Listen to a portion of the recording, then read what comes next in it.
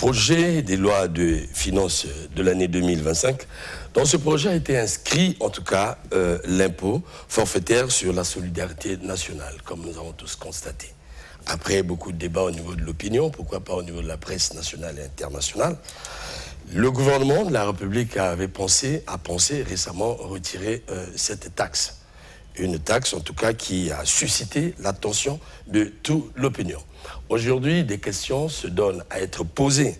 Quelle est donc la vraie raison du retrait de cette taxe et plutôt de cet impôt? Cet impôt avait-il fait l'objet d'une bonne réflexion au niveau de la table de gouvernement? Et l'initiateur avait-il tenu compte, par exemple, du climat sociopolitique dans le pays? Telles sont les quelques interrogations que nous nous posons, qui seront des préoccupations sur le bazar, sur cette table. Alors, que faut-il retenir de cela? Cette entreprise, je vais l'emmener avec Constant Ibarapéa. Il est le docteur Constant Ibarapéa, c'est son dada, c'est son domaine. Essayer de réfléchir sur la politique du pays, puisqu'il est politologue. Alors, monsieur Jephté Méchac, un jeune économiste de la place de Brazzaville, qui fait son terrain à partir de la pertinence de ses analyses, puisqu'il a pris l'habitude, de tradition, il faut dire, de suivre la gestion économique du pays. Monsieur Jules César, à votre demande, qui ces derniers temps nous a pris congé, en tout cas il revient en tant que politique, pour porter un regard politique sur la question. Bonjour chers invités. Bonjour. Alors nous avons attendu vraiment du temps pour essayer de voir l'évolution de la chose. Aujourd'hui c'est fait pour certains Congolais. Alors cet impôt a été retiré. Nous avons tous suivi l'annonce de cet impôt. Nous avons suivi l'évolution du débat, tel que je viens de le dire, même au niveau des médias étrangers. Alors, le gouvernement a pensé retirer la taxe. Beaucoup de questions restent à être posées. Parce que la taxe devait certainement refléter les caisses de l'État en temps de crise. Alors, pourquoi alors ce retrait? Alors, première question à Méchac. En cette période de crise, comment vous, en tant qu'individu, en tant que Congolais, avez accueilli cette annonce? Merci, M. Romik. En tant que citoyen, cette annonce n'a pas été bonne, même si il faut le reconnaître que c'est un impôt qui ne pèse pas vraiment sur le quotidien des Congolais. 100 francs par mois pour 1200 toute une année, ça ne représente rien. Mais après l'écho qu'a eu cet impôt, moi je le dis aujourd'hui, c'est une question de légitimité.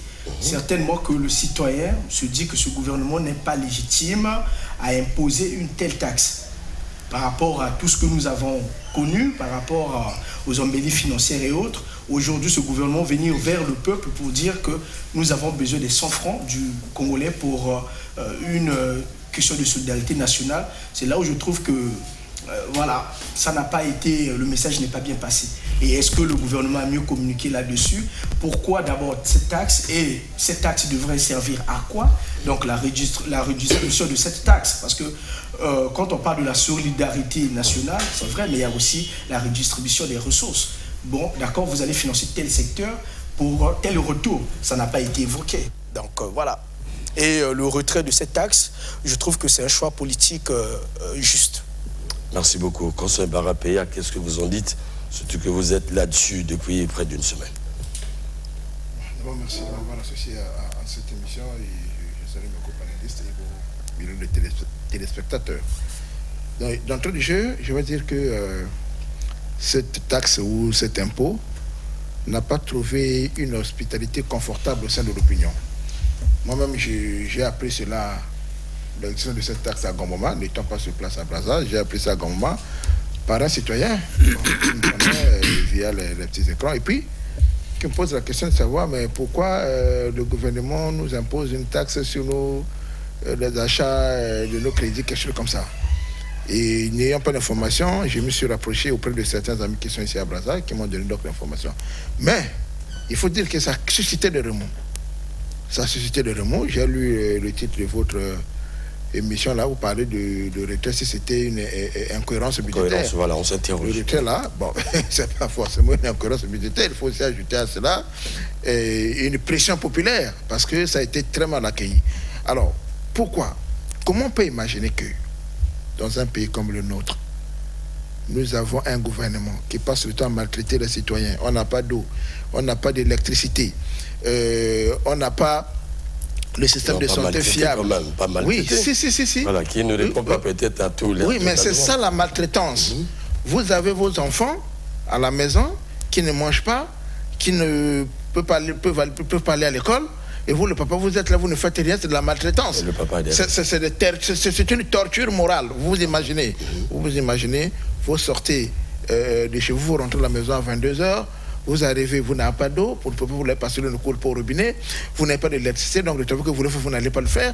Vous voyez toute cette pression psychologique qui peut arriver. Et le cynisme, c'est quoi? C'est que on est prêt à soutirer les 100 francs d'une maman qui passe toute sa journée sous le soleil. Le problème, ce n'est pas le montant, c'est le symbole.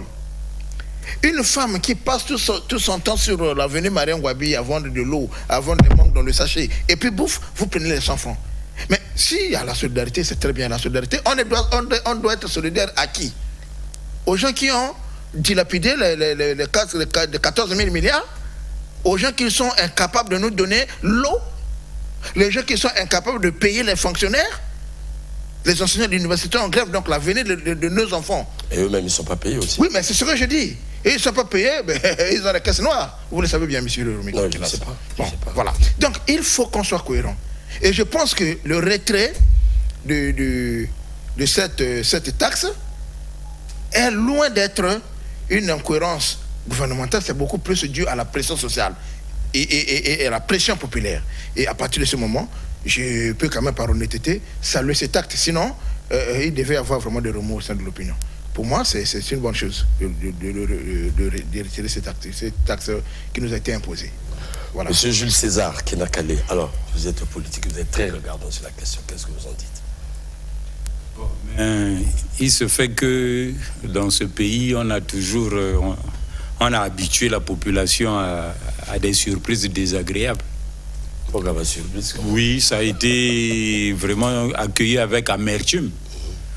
En somme, c'est une inconséquence politique. C'est une inconséquence politique pour des gens qui sont aux affaires, qui sont vachement payés pour réfléchir sur le bien-être des Congolais, et qu'on se réveille un bon matin comme ça, sans mûrir la question, sans pour autant faire des projections et tout, et on fait un tel projet de loi pour que ça puisse être validé, comme ils ont l'habitude de le faire valider d'abord dans la caisse à résonance des deux chambres parlementaires. Bon, mais vous voyez que même une vendeuse de charbon, quand on peut le prélever au bout d'un mois, quelque chose de 1200, ça pèse. Mais vous, au bout d'une année, oui. Au bout d'une année, même si c'est 100 francs par mois, en 12 mois, ça fait 1200. Donc, vous voyez que les gens qui ne payent ni l'eau, ni l'électricité, qui ont des indemnités, donc des avantages en nature, physique et tout, donc qui sont trop bien, qui s'engraissent sur le dos de la population. Parce qu'en somme, eux, ils doivent travailler pour la population. Quand ils sont payés là, c'est pour réfléchir. Les lois sont faites par les hommes, mais pour les hommes, pas contre les hommes. Et les politiques aussi. Bon. Et donc, quand vous êtes politique, vous menez une frustration, c'est-à-dire une politique d'austérité comme ça envers les populations, alors que vous êtes vous-même parents, vous devez montrer l'exemple. Eux, ils devaient commencer d'abord par enlever, changer les pointillés de leur ceinture pour serrer plus la ceinture. Parce qu'un chef de famille, quand ça ne va pas, les problèmes d'austérité, lui-même, il doit commencer par montrer l'exemple. Le train de vie de l'État, nous l'avons toujours dit, nous l'avons toujours souligné, ces gens, cela gagnent trop pour rien. L'exécutif, à la tâche, on ne les rencontre pas. mais on le retrouve avec plein d'avantages et tout et tout. Donc, eux, quand ils viennent comme ça, certainement c'est pour essayer de faire un peu beau chef de l'État, que nous venons pour sauver la situation et tout, mais au fond, ils viennent pour enfoncer le clou, pour faire couler le navire, parce que ça peut susciter des réactions de mouvement, de soulèvement de la population. Au moment où les temps ne s'y prêtent pas, le climat social ne s'y prête pas. Vous voyez les situations que nous vivons pour Verda, la pollution dans la ville et tout. Donc les populations sont intoxiquées, étouffées, mais personne ne vient au chevet. Voilà. Alors, Monsieur Jeftier, vous êtes économiste. Vous pouvez connaître le coût à amasser l'année pour cette taxe de 100 francs par Congolais. Vous avez suivi les autres. Est-ce que le coût pouvait régler un problème en tant qu'économiste? Bon, moi, je trouve que le risque politique est énorme, le gain économique est minime. Déjà, pour une taxe de 6 milliards, ça il faut le dire, cette taxe allait logiquement rapporter 6 milliards à l'État congolais. Mais s'il faut voir les défis économiques que nous avons, les défis au niveau social que nous avons, 6 milliards ne représentent presque rien pour ce gouvernement. Et l'ampleur de cette taxe impacte plus le côté politique. Absolument. Voilà. Donc, économiquement parlant, ça ne rapporte pas grand-chose. 6 milliards, ça ne rapporte pas grand-chose. Et s'il faut être objectif, ça il faut se le dire, ce n'est pas que nous défendons cette taxe ou comment. Cette taxe n'impacte pas sur la vie du citoyen lambda. Je dis bien n'impacte pas sur la vie du citoyen lambda. Il y a bien d'autres taxes en tenant compte de ce projet de loi qui impactent sur le citoyen. Parce que le problème, oui, il y a bien d'autres taxes. La taxe de la solidarité, moi je mets ça de côté. Ça, c'est comme le doyen l'a dit, hein, c'était à titre symbolique et autres. Mais après, je vous l'ai dit en amont, est-ce que ce gouvernement est légitime pour venir vers ce peuple pour réclamer une telle imposition? C'est là où c'est là où je trouve qu'il y a problème. Maintenant, et après, il faut également reconnaître que... c'est pas la procédure qui a été faussée peut-être? Bon, la procédure faussée, moi déjà je suis de ceux qui pensent que le cadrage budgétaire n'a pas été bon. Le cadrage budgétaire n'a pas été bon parce que quand on pense à une telle initiative, on est conscient que c'est pour... Ces dispositions frappent sur les hommes. Oui. Et donc, il faut tenir compte de la société. Voilà. Une loi doit refléter la société. Est-ce qu'aujourd'hui, le Congolais, le citoyen lambda, est capable de payer une taxe supplémentaire? Moi, déjà, je ne pense pas. Oui. En tenant compte du niveau de vie du Congolais, déjà, ça cause problème. Et après, ces derniers temps, vous savez qu'il y a eu pas mal de modifications en termes d'imposition et autres. Voilà. Déjà, il y a eu débat concernant la hausse du carburant, que je comprends quelque part l'État, parce qu'il faut reconnaître qu'il y a eu des subventions. Et à un moment donné, avec la dette ou la crise que nous traversons, l'État n'a pas su compenser ce secteur. Et donc, voilà, la proposition d'augmenter le prix du carburant n'a pas été déjà bien accueillie par le Congolais et par les Congolais. Et après, le Congolais se dit, bon, d'accord, on comprend la communication. Je trouve que là-dessus, le gouvernement avait très bien communiqué, la communication était bonne. D'accord, on comprend, on va se soumettre. Mais après, on revient pour une taxe de solidarité nationale. Moi, je trouve que c'est une taxe de trop.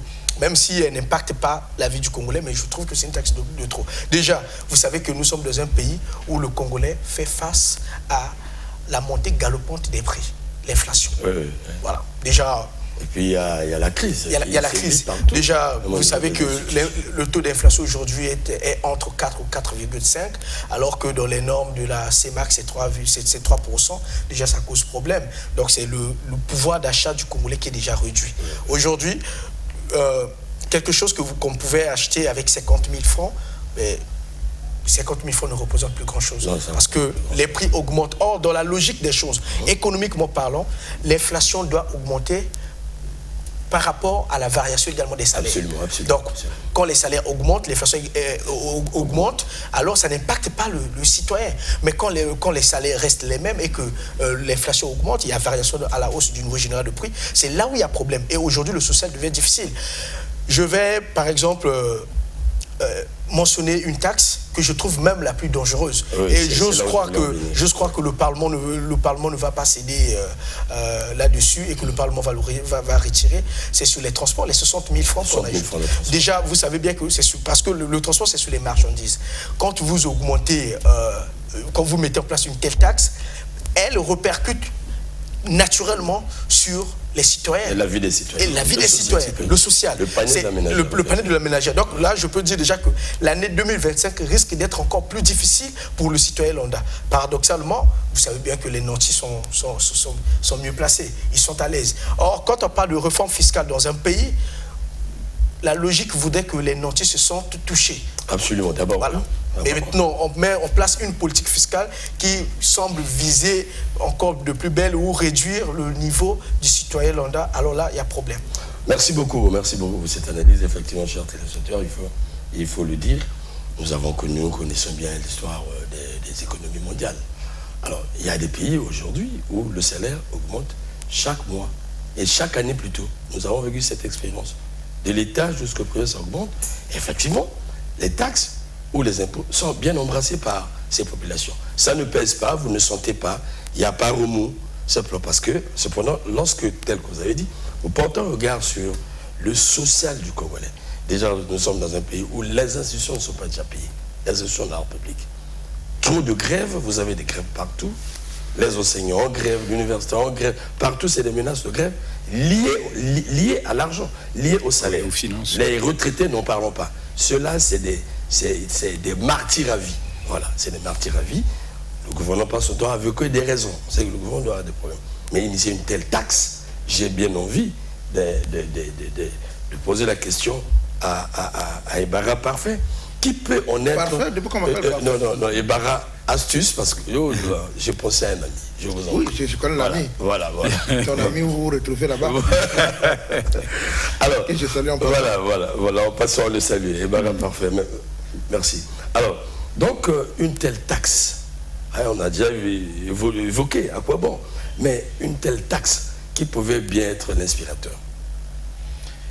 Bon, vous savez, il y a ce qu'on appelle en sociologie... Au regard de ce qu'il vient de dire, il y a l'impact social, il y a l'impact économique et surtout politique à quelques moments de l'élection présidentielle. Il y a la boîte noire. La boîte noire qui réfléchit pour faire comment est-ce que nous pouvons mobiliser les fonds pour répondre aux besoins de la société.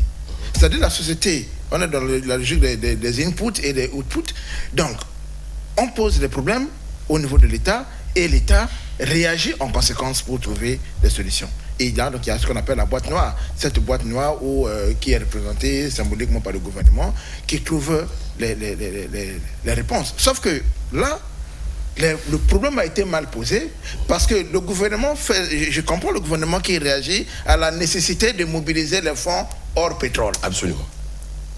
C'est ça, au fait, le problème. Voilà. Il faut mobiliser le fonds hors pétrole parce que le pétrole a soumis à des fluctuations. Sortir le pays de la crise. Bon, il faut mobiliser le fonds hors pétrole. C'est pas mauvais. Or, on pose mal le problème. Je l'ai toujours dit ici. Si l'énoncé est fausse, la réponse sera automatiquement fausse. Romy Kokilas, vous ne pouvez pas me citer un seul pays au monde qui s'est développé avec la fiscalité, avec les impôts. C'est pas possible. C'est pas possible. Il faut industrialiser le pays. À partir de ce moment-là, vous aurez les moyens d'employer les gens et de lever les impôts sur ces gens-là. Le premier processus, c'est d'industrialiser le pays, c'est-à-dire créer des emplois et créer la plus-value. Mon jeune frère, Jefté, venait de poser le problème des salaires. Mais vous voyez que si on est simple d'être rigoureux, ça ne peut pas marcher avec le Congo. Nous sommes 6 millions d'habitants par là. Bien. Il y a combien de fonctionnaires au Congo qui répondent à la fonction publique, qui sont directement liés à la fonction publique? Je ne suis pas sûr qu'on peut atteindre 100 000. Entre 80 000 ou 100 000. Bien, donc prenons 100 000. Alors, si vous payez sur les 6 millions de Congolais, donc de consommateurs, vous n'avez que 100 000 personnes qui sont attachées à la fonction publique, donc à l'État, qui en paye. Et le reste. Et le reste, ça veut dire quoi? Donc, même sur le plan des salaires, ça ne marche pas. D'où il faut créer d'autres emplois en dehors de la fonction publique. C'est-à-dire, le meilleur moyen, c'est d'industrialiser le pays. Comme ça, il y aura la circulation de trucs. Et puis, lorsque vous produisez plus, parce qu'aujourd'hui, on est actuel des choses, si vous augmentez les salaires, c'est un cercle vicieux. Pourquoi? Parce que automatiquement, c'est la maman qui vend son manioc au marché. Bon, si c'était à 150, on sait qu'on a augmenté le salaire. Absolument. Le manioc va passer à 200. Parce qu'il y a d'abord la rareté du produit. Or, s'il y a l'abondance du produit, de manioc sur le terrain, il y en a l'abondance, à partir de ce moment-là, le problème ne peut pas se poser. Parce que si vous augmentez, celui qui est là-bas peut vendre moins cher et à cela, ça augmente la consommation. Donc, il faut quand même être rigoureux sur ce côté-là. Oui. Le fonctionnariat n'a jamais permis de développer un pays. C'est pas possible. C'est pas possible. Mais pourtant, on lit en tout temps, on n'arrête pas de lire la volonté politique. Oui, mais la volonté. Booster le secteur privé, par exemple. Oui, mais ce n'est que des déclarations. Et deuxième chose, moi je constate que le gouvernement s'inscrit dans une logique de cueillette. C'est une économie de cueillette et de ramassage, comme nos ancêtres vivaient il y a de cela 100 ans. Parce qu'on ne veut pas fournir des efforts. On ne veut pas fournir des efforts. Moi, parfois, je l'ai dit contre le Premier ministre. Le Premier ministre, il appelle parfois les jeunes chez lui, il pose les questions, il discute. Mais à la fin, on fait quoi? Lorsqu'on est en situation de crise, on mobilise les intelligences. Si le gouvernement avait mobilisé les intelligences dans le domaine social, économique et tout, peut-être qu'on ne devait pas insérer cette taxe-là. Parce que cette taxe-là, elle est suicidaire, même au plan symbolique. Et deuxième chose, le gouvernement n'a pas communiqué. Même si on communiquait, il devait toujours avoir les gens pour contredire cette communication. Mais au moment où ils ne nous ont pas dit que les 6 milliards qui seront levés sur la base de cet impôt va servir à financer tel secteur. Normalement, quand on s'assoit, la boîte noire doit penser à tout ça. Puisque en face de vous, vous n'avez pas des robots, vous avez des individus qui réfléchissent. On peut vous poser la question, pourquoi vous faites ça? Donc ça a été mal pensé et ils se sont rendus compte de la bêtise. Alors, et en ce moment-là, il recule. Mais le frère a évoqué un autre cas, les 60 000 de transport. Voilà. Et ça, c'est le dernier consommateur, lui l'a dit, c'est le dernier consommateur qui va payer. Ben oui. C'est nous qui allons payer. Parce que l'entrepreneur a augmenté. Bien entendu. Ainsi de suite. L'entrepreneur, par excellence, par essence, minimise les coûts et maximise les gains. Maximise le profit, exactement. Absolument. Ça, c'est clair. Donc, si vous augmentez cette taxe, il y aurait un impact sur son truc. Et qu'est-ce qu'il va faire? Lui va aussi maximiser, il va maximiser son gain. Ça veut dire que du coup, c'est le dernier consommateur. On a posé le problème de péage. Vous quittez Pointe-Noire pour arriver ici, il y aura peut-être 4 ou 5. On a vu avec... Nous avons 7 péages. Nous avons 7. Un exemple avec le ciment. Dangote s'était braqué, il a fallu même déplacer son entreprise. 7. Or, nous savons que le berceau, le grenier qui alimente et Pointe-Noire et une bonne partie de Brazzaville, c'est la Bouenza. Oui. C'est la Bouenza. Et le Niari aussi. Mais lorsque un entrepreneur qui va acheter, par exemple, le banane là-bas, ou le maïs là-bas pour venir vendre à Brazzaville, il a perdu autant d'argent avec les péages. Qu'est-ce qu'il fait? Il n'a pas intérêt à perdre. Très bien. Voilà. Deuxième chose, nous avons tué le chemin de fer. Au moins, avec le chemin de fer, on devait minimiser un certain nombre de coûts. On a tué le chemin de fer. Alors maintenant, on fait du ramassage, on est en train de collecter de l'argent par ici, par là, et puis on ne tient pas compte du social. Voilà pourquoi la loi, ce paragraphe qui se trouvait dans la loi de finances était dangereux. Il était dangereux. Et même, l'autre l'a dit, je vais quand même appuyer là-dessus, le Parlement doit tenir compte de la taxe sur les transports. Voilà. Merci sur les transports. Sinon... Merci beaucoup. C'est dit, c'est juste des fiches qu'on envoie pour aider les politiques à travailler en projection, pour anticiper les choses, c'est très important. Parce qu'on dit gérer, c'est prévoir. Alors, d'aucuns pensent qu'il y a certains Congolais que j'ai lus sur la toile, ils disent, mais cette intelligence, comme je vous ai dit, mais qui pouvait inspirer une telle taxe. Dans les ressources nous avons lu, c'est des intelligences de malheur. C'est comme ça qu'ils l'ont dit. Non, on appelle ça en sciences politiques l'intelligence indigène. C'est-à-dire l'intelligence qui est mise au service du mal. C'est ça l'intelligence indigène. Ok.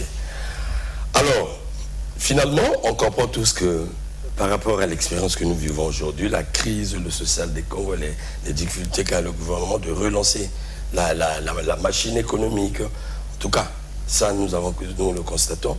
Mais cependant, la volonté, c'est de sortir de ce marasme. Certainement, cette fameuse taxe vient pour se faire. Et il y a beaucoup d'autres choses. Et nous constatons également qu'il y a des taxes un peu partout au Congo. Et ça a démontré que les Congolais, vous l'avez dit, subissent des taxes en période de crise. Alors, puisque le Congo veut renflouer son économie, ses caisses, à partir des taxes, est-ce que le Congo dispose des niches en la matière? Est-ce qu'il n'y a pas d'autres niches où le Congo peut fixer les taxes et gagner sans peser sur la vie des populations? Est-ce qu'il y a de l'argent disponible dans ce sens? Monsieur Jefté. Oui, sur cette question, il faut reconnaître qu'il y a pas mal de niches que l'État peut bien vouloir récupérer. Déjà, je trouve que déjà la taxe foncière reste l'une des taxes la plus importante, même si elle n'est pas appliquée. Vous voyez, par exemple, à la place de mettre en place la taxe de la solidarité nationale, l'impôt de la solidarité nationale, je voudrais bien que l'on impose la taxe foncière. Et là-dessus, croyez-moi... C'est-à-dire, il faut être beaucoup explicite. Mais déjà, sur la taxe foncière, il faut reconnaître que nous sommes dans une société où, quand vous achetez, par exemple, une parcelle, la parcelle vous appartient. La terre reste pour l'État. Voilà, la terre appartient à l'État. Et donc, la taxe foncière consiste en réalité, donc, est un montant que l'on fixe par rapport au droit de sol. Voilà. Et imaginez que toutes les parcelles payaient cette taxe, mais l'État allait récupérer des milliards par trimestre même. Maintenant, là aussi, il faut bien voir, parce qu'il y a les démunis, il y a des plus pauvres qui ne pourront peut-être pas payer. Et donc, c'est un gabarit. Voilà, exactement. Et donc là aussi, la somme récoltée permettra donc de financer les plus faibles. Oui. Donc la notion de la redistribution des revenus. Oui. C'est ça l'objectif. Maintenant, l'État se trouve coincé parce qu'il y a aujourd'hui, il faut le dire, la notion des conflits d'intérêts. Oui, il y a la notion de conflit. Voilà. Donc ce sont les riches qui se sont spécialisés, par exemple, dans des maisons de location, voilà. qui concurrent, qui sont en concurrence avec des auberges et autres, qui sont en concurrence avec des auberges, et les auberges payent les taxes et autres. Taxes, mais eux, voilà, eux ils ne payent pas. Mais pourquoi? Alors que c'est des gros logeurs, comme on le dit. Donc, parce que dans ce sens, permettez-moi, les enquêtes nous ont démontré, la partie nous appelons la ville, il y a beaucoup d'acquéreurs, ça on n'en parle pas. Nous avons mené des enquêtes. La plupart du temps, c'est des logements qui appartenaient à l'État. Ça appartenait à l'État. Nombreux sont devenus acquéreurs. Par quel moyen, on ne sait pas. En location, au niveau des entreprises, le personnel étranger, diplomates, ainsi de suite. Et dans cette quête, on nous dit, ça se chiffre en termes de milliards. Oui, en termes de milliards. Mais cependant, le gouvernement sait bien qu'au Congo, beaucoup de gens investissent dans l'immobilier. Mais les taxes traînent là, telles que vous venez de. Mais pourquoi alors on ne touche pas ce secteur, alors que les mêmes aussi, qui peuvent avoir des appartements en Europe, payent la fameuse taxe. En Europe, on blague. C'est le plus... Mais, monsieur Robic, mais c'est très simple. Parce qu'aujourd'hui, les nouveaux riches, on les connaît. Ce n'est pas ceux qui font les affaires, mais ceux qui sont en politique, ceux qui viennent en politique. Ceux qui ont des postes de responsabilité dans l'administration, ceux qui sont dans le gouvernement, ils investissent partout. Mais c'est eux qui sont actuellement les fossoyeurs des vrais économistes, des vrais investisseurs. Parce qu'aujourd'hui, quand vous voyez la dette intérieure de l'État, elle n'est pas payée. Oui. Plusieurs fois, le Premier ministre ou le gouvernement a manifesté les bonnes intentions, mais rien. Aux dernières nouvelles, c'était une acompte de 10 millions à chaque opérateur économique. Il y en a ceux qui ont laissé des milliards. J'en prendrai peut-être le cas des entrepreneurs comme les Mantima qui nous ont quittés, paix à son âme. Ceux qui ont construit la maternité de Talangaï, de Makele-Kelo, les morts, ils ont beaucoup investi. Je prendrai les Paul Valentin Mosimbi, dans le cadre du désenclavement de l'Interland, dans la Likwala là-bas. Ils ont beaucoup travaillé pour qu'il y ait circulation des populations, transport des biens et des personnes. Mais qui, au jour d'aujourd'hui, les sociétés là sont carrément, ne fonctionnent plus. Les travailleurs sont laissés pour compte. Et donc, voilà, l'argent, l'économie ne circule plus dans le pays à cause des nouveaux riches. Ceux qui prennent l'argent de l'État, ceux qui prennent les biens de l'État. parmi les biens meubles, et immeubles plutôt, les concessions, les terres, c'est aujourd'hui les responsables politiques et administratifs qui se servent, qui se sucrent. Et c'est à ce titre-là qu'ils ne peuvent pas payer la taxe foncière. Parce que même si on circule dans la ville, il y a même des hôtels qui fonctionnent, qui leur appartiennent, mais qui ne payent pas les taxes.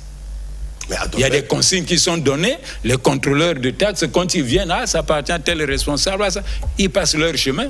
Mais comment comprendre ça, Constant? On va énumérer cela. Ça, on cherche aussi à savoir auprès des économistes. Déjà, merci pour les pistes que vous nous donnez parfois cette intelligence. Vous êtes politique, vous êtes commis de l'État, chef, la voiture vous a été dotée, vous en avez 2 ou 3, même votre propre maison, vous la faites louer encore à l'État, carburant free, gratuit, l'eau free, Internet free, voilà. Tout. Et parfois, il y a même des vivres qui viennent. Nous voyons des vivres qui viennent. À côté, vous avez des maisons, vous avez investi dans l'immobilier. On dit que l'immobilier ne trompe pas, ainsi de suite. Et quand vous voyez le salaire, le Congo se bat là pour ronfler ses caisses. Quand vous voyez les salaires en temps de crise, voilà simplement les salaires des institutionnels. Vous avez des salaires parfois de 30 millions en 30 jours. 30 millions. En 30 jours, 25 millions. En 30 jours, 20 millions, ainsi de suite. En temps de crise. Mais lorsqu'on parle de la réduction du train de vie de l'État, on ne voit pas une volonté manifeste. Accompagner par exemple le chef. Nous voyons au Gabon comment ça se passe. Nous ne voyons pas cette volonté patriotique. On augmente les taxes au niveau des populations. Mais des gens ont des salaires de 25 millions, il faut le dire. Est-ce qu'il y a une volonté, franchement, d'aider ce pays ou c'est juste un bluff? Parce que quand vous avez de l'immobilier, alors il faut ajouter que c'est même qui ont des salaires de... Nous avons travaillé sur le comment le Congo a stabilisé les fonds de la retraite. Allez voir la masse salariale des institutions. Voyez l'âge de ces hommes, la masse salariale. Mais je vous dis que c'est plus coûteux que les salaires des fonctions publiques. Mais ils ne versent jamais à la caisse. Nous avons interrogé mais attendez, vous avez un tel salaire. Pourquoi vous ne cotisez pas à la caisse? D'abord, ils produisent quoi? Ils amènent quoi au pays? Ce sont, comment ils appellent ça? Ils ont un terme, ils ne veulent pas parler de salaire, indemnité, quoi. Mais attendez, mais c'est plus gros que les salaires et ça sort du trésor congolais. Mais lorsqu'il s'agit des retraités qui ont franchement des petites pensions, malades à leur âge, ils les font subir le martyre. Est-ce que réellement c'est des gens qui ont la volonté, il faut le dire aujourd'hui, d'accompagner en tout cas le chef d'État? Bon, Rémi Kokilas. Comment expliquer ce phénomène? Rémi Kokilas. Il faut dire que dans ce pays, je vais parler comme feu le professeur Nunzana, qui disait que nous avons normalisé les écarts et on a écarté la norme. Ah ça? On a écarté la norme, ça rime mais bien. On a normalisé les écarts. Parce que, Jefter a dit tout à l'heure, normalement, on est en crise, c'est les plus nantis qui doivent payer pour les plus faibles. Voilà. Mais ici, c'est les mêmes qui cumulent tout. Ils ont le pouvoir, ils ont la jouissance, et ils ont tout. Donc rien n'est plus cher que pour eux. Comment est-ce qu'on peut imaginer? Et là, c'est un aîné qui était directeur de cabinet, il est passé dans une émission, bon, je peux le citer, bon, voilà, qui disait que quand il était directeur de cabinet, lui on a apporté son indemnité comme ça, il prend en main. Et mais c'est en main, on paye à la main. On paye à la main. Donc ça échappe à tout ça. Alors c'est ça qu'on devait taxer. On devait, c'est pas imposable. Non, c'est quoi vous me rappelez? C'est pas imposable. Je vous en prie. Les gros salaires des 30 millions sont payés à la main. Bon. C'est un agent payeur qui arrive dans un cabinet, il paye. J'ai vu. Bon. Mais curieusement, la pension, par exemple, à la crève, est informatisée. Bon. Il y a la traçabilité. Là, allez-y comprendre. C'est un grand paradoxe. Mais qui peut contrôler donc la sortie de ces fonds au niveau de ces grands nantis? Donc c'est ce qu'on disait. C'est pas possible. Le paradoxe. Quand dans une entreprise, parce que l'État c'est l'entreprise par excellence, ouais. Lorsque l'entreprise est en crise, je le dis sur le contrôle de l'économiste qui est là, la première décision qu'on doit prendre, c'est baisser les charges. Mais même dans un foyer? Même dans un foyer. Oui. C'est un réflexe naturel. On baisse les charges. Mais qu'est-ce qui se passe que dans notre pays, malgré la crise, tout ce que nous subissons, Les gens préfèrent aller prendre même les 25 francs de la maman qui vend son eau au marché là, à l'arrêt de bus, que de baisser les propres charges, mon frère, Romy Kokilas. Bon, aujourd'hui, on ne sait pas combien gagne le chef de l'État. Si vous avez une idée, vous me dites. On ne sait pas. C'est tabou. Bon, c'est un tabou. Vous avez quelqu'un qu'on paye à 15 millions. Je vous avais dit, en 30 jours, on vous paye 15 millions. Dites-moi. On fait quoi avec? Quel est le marché que vous pouvez faire à Brazzaville ici en 15 millions? Et regardez l'écart entre le premier. Si le ministre est payé à 15 millions, c'est que le chef de l'État lui peut être payé à 50 ou à 100 millions. D'ailleurs, on ne sait pas. Bon, prenons l'hypothèse où il est payé à 50 millions. C'est une hypothèse. Quel est le SMIC au Congo? Le SMIC au Congo est de combien? Bon. Regardez l'écart entre le premier citoyen et le dernier citoyen. C'est pas possible. C'est criard. Donc, j'ai l'impression que nous sommes dirigés par les étrangers. Pourquoi ces gens, quand ils vont en France, ils ont des maisons en France, ils paient les impôts là-bas pour eux. Mais même depuis ici, les gens payent. Ils payent. Donc, c'est parce que ici, là-bas, il y a un État. Ici, l'État, c'est eux. Bien sûr. Comme c'est eux l'État, ils ne peuvent pas faire mal à eux-mêmes. Et voilà, c'est dans cette configuration-là qu'on demande la solidarité. La solidarité devrait commencer par eux. Et si vous savez, par exemple, regardez, le Congolais supporte déjà trop de taxes, c'est parce qu'on n'est pas conscient. Oui. Regardez la facture d'eau ou de l'électricité quand ça arrive. En dehors de votre consommation, vous avez les taxes que vous devez payer, la TVA, les sociétés additionnelles, le CCI, la RAV, tout ça. Et la RAV, le ministre a dit que c'est pas là où ça va. La RAV, on ne sait pas là où ça va. Bon, donc, vous voyez, voilà. On fait tout. C'est-à-dire, on met cette intelligence indigène pour appauvrir le pauvre. C'est pourquoi je parlais de la maltraitance. C'est pourquoi je parle de la maltraitance. Quand ils vont en France là-bas, ils paient les impôts, normalement. Bon, peut-être que c'est aussi le deuxième pays. Mais ici, on a l'impression que ce sont des étrangers. Même le colon n'a pas fait autant. Et vous savez comment nos parents ont résisté? C'est l'impôt. C'est l'impôt. C'est l'impôt. Déjà, nos parents qui ne partaient pas à l'école. Déjà, nos parents qui ne partaient pas à l'école ont contesté l'impôt. Voilà. Que le colon faisait et le colon, à un moment, le colon a retiré. Mais pourquoi on nous traite... Tu parlais en grec, Mathieu, c'est récent. Voilà. Mais les Urbains Mbunze, c'est ça. Voilà. C'est l'impôt, ils se sont posés à l'impôt. Les grands-parents se sont opposés à l'impôt. Vous voyez? Donc, aujourd'hui, c'est une maltraitance généralisée. Au lieu de baisser le train de vie de l'État, au lieu de regarder le budget de fonctionnement de l'État, franchement, vous avez un budget de fonctionnement, toute la politique publique initiée depuis 2002 jusqu'à aujourd'hui, ça nous a donné ce qu'on appelait, par exemple, la municipalisation accélérée. Moi, je suis constamment à l'Interland. Mais ce sont les éléphants blancs, l'argent a été consommé. Voilà. Vous avez les gens qui font de la thésaurisation. Vous prenez l'argent, vous gardez chez vous, on vole. Au lieu d'investir l'argent dans le circuit. Voilà, parce qu'il n'y a pas les normes de conservation. Quand vous achetez, quand vous achetez l'autre là, par exemple Canal Sat, le chaîne d'innovation, au Cameroun c'est 10 000. Ici au Congo c'est 11 050. Mais allez vérifier les taxes. Bon, les 50 la vont où? Les 1000 font la vont où? Quand vous achetez quelque chose là, au casino, on doit vous prélever, c'est quoi, comment on appelle ça? Taxe peut-être du numérique, quelque chose comme ça. Là. Les billets Air France, Brazzaville, Paris. Bon, ça c'était dans la sous-région. Ça c'était la propriété des gens, ça on connaît. Vous connaissez, mais c'est le Covid, je ne sais pas s'ils l'ont prélevé là. Ils ne sont pas revenus sur ça. Donc, on ne sait vraiment pas à quoi cette taxe-là, ça sert. Au niveau des attentes de la population, nous n'avons rien. On n'a pas donné, on n'a rien. Je vous en prie, on peut se faire une réflexion. Vous avez évoqué quelques taxes. Et c'est ce qui est manifeste, nous n'arrêtons pas de réfléchir là-dessus. La tendance, c'est que les populations accompagnent l'État.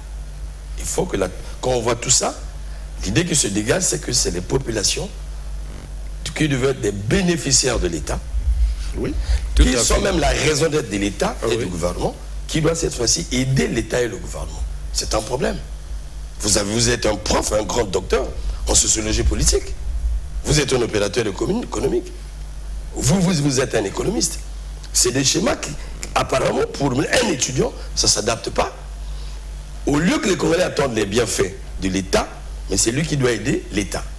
Cependant, ceux qui manipulent les politiques n'agissent pas sur leurs biens.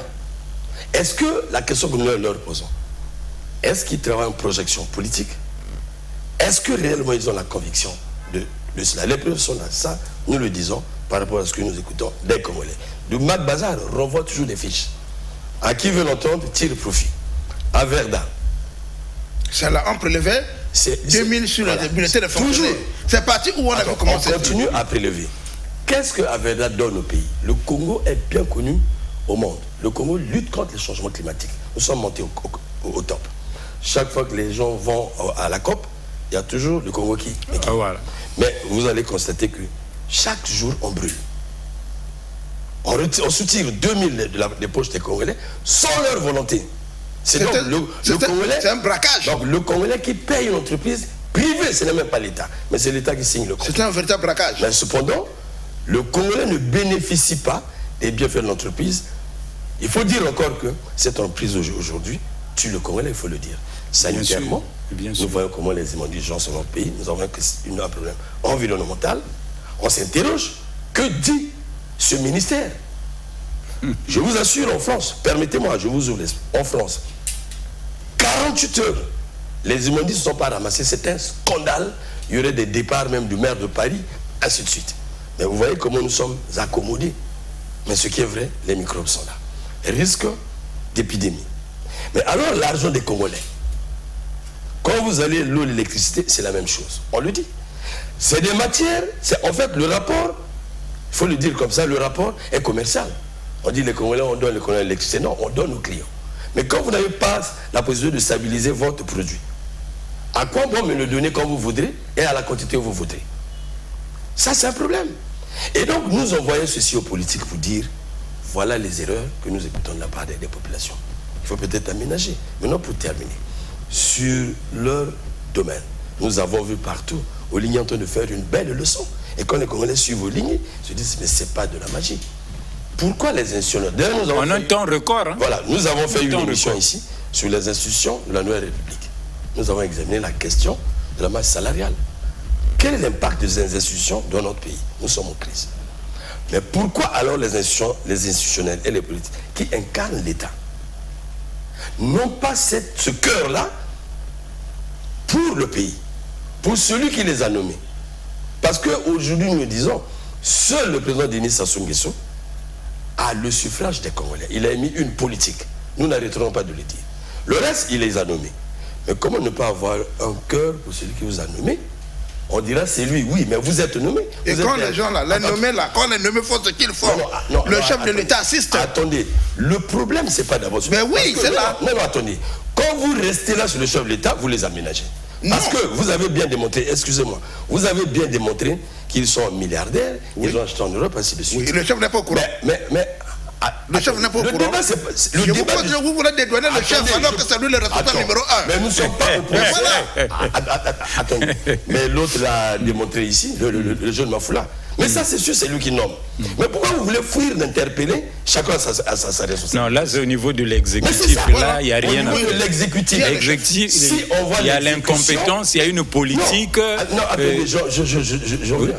Parce que si on concentre le débat sur le chef de l'État, on ne va jamais regarder à leur gestion. Sur cette affaire-là. De leur gestion, dépend, il faut le dire, de leur gestion, dépend l'avenir politique de la majorité présidentielle. Je suis totalement d'accord. Laissons d'abord le chef de l'État à côté, ça c'est sûr. C'est lui qui nomme, il ne sanctionne pas. Voilà.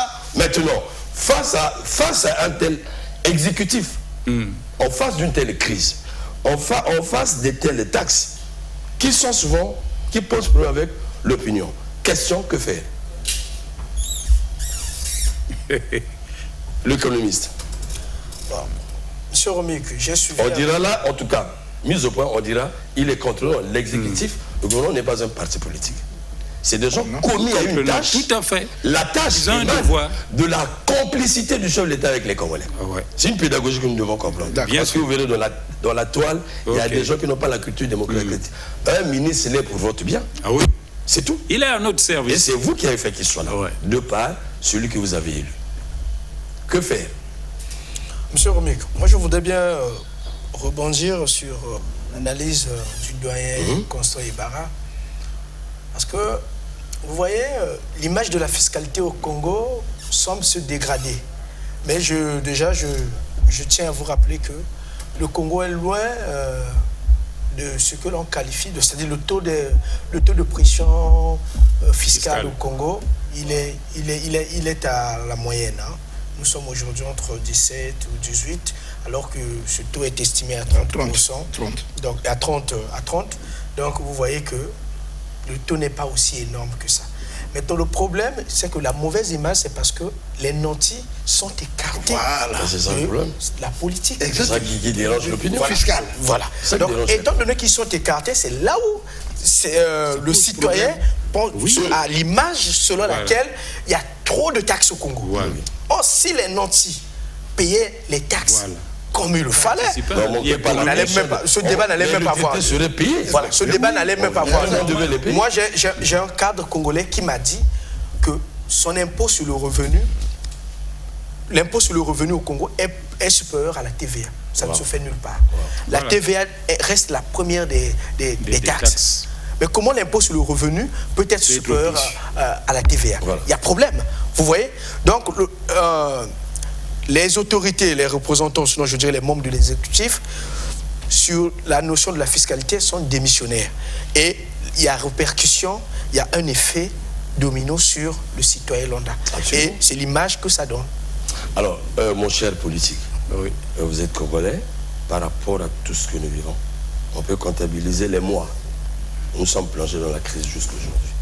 Les tentatives que le Congo fait, des politiques, qui échouent, qui croisent parfois la fureur de la population, il faut le dire comme ça. Alors, donc, il y a cassure entre le souverain primaire et les gestionnaires de l'État. Bien sûr. Ça se prouve avec tout ça. Bon, face à cela, le président de la République, que pouvait faire le président de la République aujourd'hui? Il faut parler en parce que c'est lui non. Quelles sont les dispositions à prendre? Clairement, parce que j'ai bien dit, le gouvernement l'est pour les Congolais. Ne sont pas les Congolais, ne sont pas pour les gouvernements. Parce qu'ils ont choisi un locataire qui doit réussir sa politique. C'est ça aussi. Parce que lorsqu'on cite le bilan de l'Issouba, on ne dit pas le gouvernement. On ne cite même plus ces noms. On ne les connaît pas. C'est l'UPADES. Demain, ça sera le PCD. Qu'est-ce que vous pouvez penser? Que doit faire le président de la République? Bon, mais depuis longtemps, la population, c'est la population qui a le contrat. Hein. Absolument. Et voilà. Et le contrat d'un mandat avec le chef de l'État et qui tirait les conséquences pour le bilan. Mais depuis longtemps, la population a déjà disqualifié ce gouvernement pour incompétence. Sinon, le gouvernement n'est pas à la hauteur, puisque nous avons un Premier ministre qui n'est même pas respecté par certains ministres. Par certains gros bonnets qui sont dans les réseaux sociaux. Bien sûr. Vous voyez. Bon. Et la population venait de constater il n'y a pas très longtemps qu'on a dépouillé. Je pense que c'est une grande première certainement au Congo. Je n'ai pas l'historique, peut-être les financiers diront le contraire, les économistes, mais qu'on a dépouillé le ministère des Finances au profit du ministère du Budget. Il y a éclatement. La douane et tout ça. Oui, mais éclatement là. La jarre financière du Congo est bien percée. Mais quand c'est comme ça, là, vous n'avez même pas à le colmater, vous voulez encore rajouter d'autres taxes. Mais trop d'impôts tue l'impôt, non? C'est ce que l'on dit, non? Et donc, c'est maintenant au souverain primaire, c'est-à-dire la population, le peuple, de subir, d'encaisser. Au moment où le panier de la ménagère souffre, on n'a pas l'eau, on n'a pas l'électricité, tout ça. Donc, à ce problème-là, le chef de l'État doit taper sur la table. Son gouvernement n'est plus efficace. Depuis belle lurette, les gens sont même impatients qu'ils changent de gouvernement. Et donc, un Premier ministre qui n'arrive pas à s'imposer, parce que j'ai même vu dans les reportages, je ne sais pas si c'était à DRTV, l'image, parce que tantôt, quand vous avez posé la question au politologue là, sur l'initiateur même de l'impôt en question, on est passé à côté. Mais ce ne serait pas le monsieur qui était en train de banaliser la revue du chef de l'État des corps constitués. À sa descente d'avion, il y a un monsieur qui a semblé faire la révérence. Oui, il a eu une révérence comme ça, mais ce n'est même pas protocolaire, c'est anti-protocolaire. Bon, quand déjà c'est comme ça, est-ce que ce monsieur-là est sérieux dans ce qu'il fait? Parce que dans l'exécutif, si vous avez des gens qui jouent au théâtre, au moment où ils sont là maintenant pour travailler pour le Congolais et chercher à apparaître en instituant, en imposant des taxes comme ça, en proposant des choses qui peuvent soulever la cité, mais ce n'est pas normal. Le chef de l'État doit disqualifier ce genre de personnes et mettre un Premier ministre qui soit au moins influent, qui peut être efficace en proposant ou en appliquant ces directives. Okay. D'ailleurs, nous avons suivi dans les réseaux sociaux les Atalakou qu'on connaît bien, qui soutiennent telle ou telle personnalité. Oui. Non, et que dans le gouvernement, le Premier ministre ne réussit pas, il faut le dire. Voilà. Il ne réussit pas parce que il y a des ministres gros bras qui l'empêchent. Des gros bras qui pèsent. Voilà. Comme si c'était le projet du Premier ministre. À côté, ils vont même plus loin. C'est là où c'est grave. Ils disent les gens à côté du chef de l'État. Voilà. Parfois, c'est le parti congolais qui bloque le Premier ministre. Le Premier ministre n'a pas une politique. Non, il n'a pas une politique. Le PCT est même impuissant. Voilà. Parce que si on arrive de ce côté-là, on va parler de système. Il y a un système que le PCT lui-même avait sponsorisé, aujourd'hui qui s'est retourné contre lui. Aujourd'hui, il est là passif. Le PCT n'arrive plus là. J'avais reçu le porte-parole du parti congolais travail. Mais il avait du mal. Moi, il ne m'a pas convaincu. Alors, Ebara Parfait et Ebara Péa, mais Ebara Parfait me revient. Alors, Ebara Péa, que faut-il faire en tant que technocrate, en tant que politologue, en face d'un gouvernement, on tend vers la fin du mandat. On connaît bien l'ossature du projet de société du sang du chef de l'État, est réduit en 12 batailles. On connaît la réalité sur le terrain, on écoute la grogne des Congolais. Que faut-il faire présentement? Bon, merci. D'abord, il faut dire que vous avez évoqué les grandes batailles et les 12 batailles.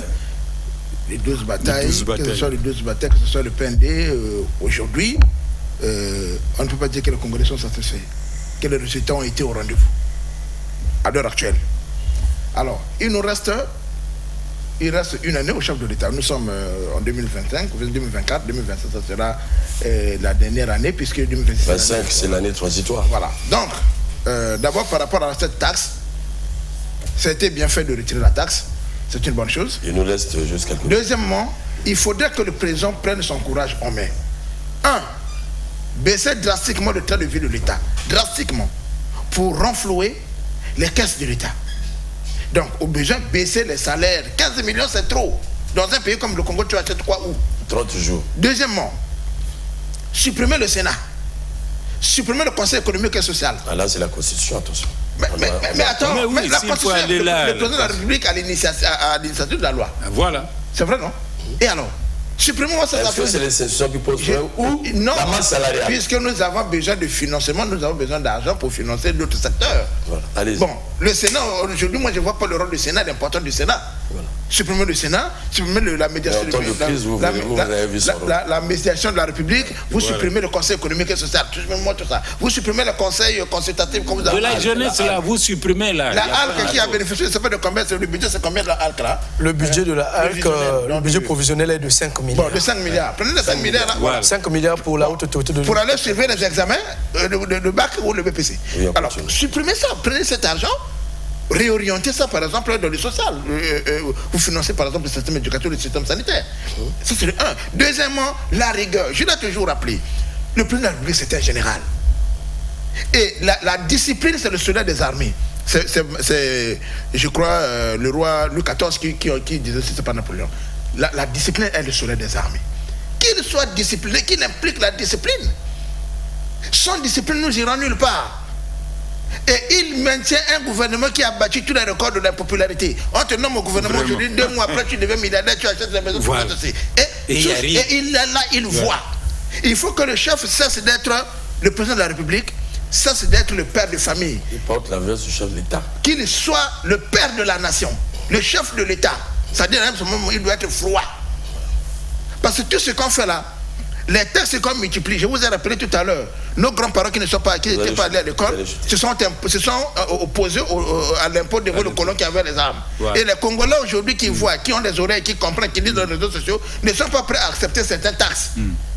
Il faut faire très attention parce qu'il y a des comportements. Oui, justement, il y a des comportements que le gouvernement pose qui sont des provocations. Il faut arrêter avec cette provocation. Il faut arrêter avec la provocation, qu'ils prennent en charge les choses. La solution aujourd'hui, c'est lui. Est-ce que le Congo a 6 millions d'habitants? Donc c'est les 38 qui sont au gouvernement, là, c'est les seuls Congolais qui peuvent travailler. Il faut changer d'homme. Il faut changer les hommes et la technique. Voilà. Il faut changer les hommes et la technique et les paradigmes. Voilà. Faute de quoi, nous reviendrons ici l'année prochaine, on va faire le même discours, on reviendra ici dans 5 ans, en 2031, ça sera la même chose. Je clôture avec toi, l'économiste. Que faire? Bon, déjà, vous savez que le cycle politique se diffère du cycle économique. Absolument. Voilà. Et il y a, sur les 12 batailles, moi j'ai une bataille que je mets vraiment à cœur, que je porte à cœur, c'est la bataille de l'économie. Là où je me rappelle quand le Premier ministre est arrivé, en disant que bon voilà, il faut réduire la dette publique. Il est arrivé, la dette publique en décembre 2020 était à 98%. Et aujourd'hui, c'est une bataille qui semble l'échapper. Mais après, je peux comprendre, l'économie certainement ne lui a pas permis, étant donné que l'économie congolaise repose sur les fluctuations et autres. Mais c'est la politique qui fait l'économie, mon frère. Non, c'est la politique qui est mauvaise. Je ne cherche pas à défendre la bataille ou les batailles du Premier ministre. Mais j'essaie juste tout simplement j'essaie de faire comprendre que si le cycle économique ne permet pas au cycle politique, n'est pas favorable au cycle politique, le politique doit aller au-delà. C'est là où on parle de la magie. Dans la gestion de l'État, oui, la magie doit être opérée. Et donc, le Premier ministre, qui est le chef du gouvernement, doit mettre sa veste, doit aller vers des réformes qui peuvent baisser le trait de vie de l'État. Face au gros bras, il ne pourra rien.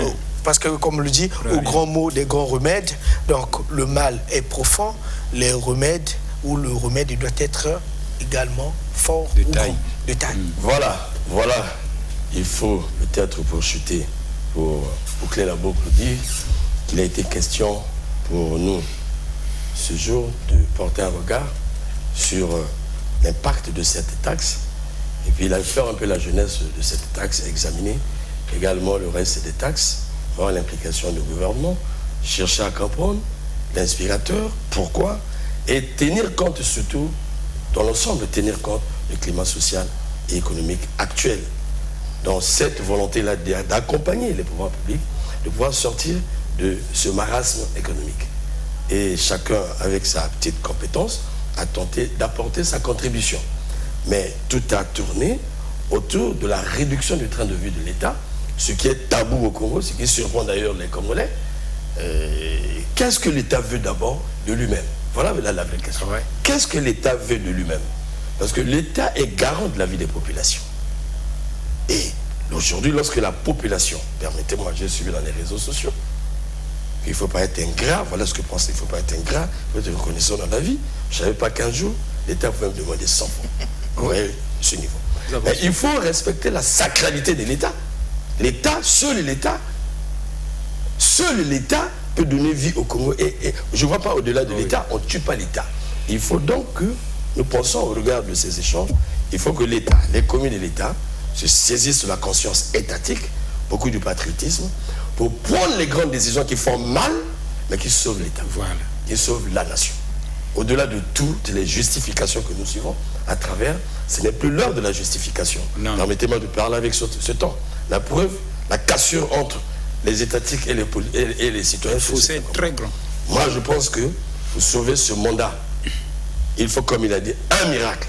Le miracle, c'est faire au-delà de ce qu'on n'avait jamais fait. Ouais. C'est écouter le peuple et chercher à rectifier tous les contours. Sinon, c'est eux qui gèrent, ce n'est pas la population. C'est eux qui ont bilan, ce n'est pas la population. Quand nous avons dit ça, nous disons, j'avais reçu sur ce plateau Jules César, Kenakale, politique, et Gapula Jefté, l'économiste, et Constant Ebara Péa. Au revoir chez vous, à la prochaine fois. Merci, merci à vous aussi. Merci, monsieur. Merci le Tchar.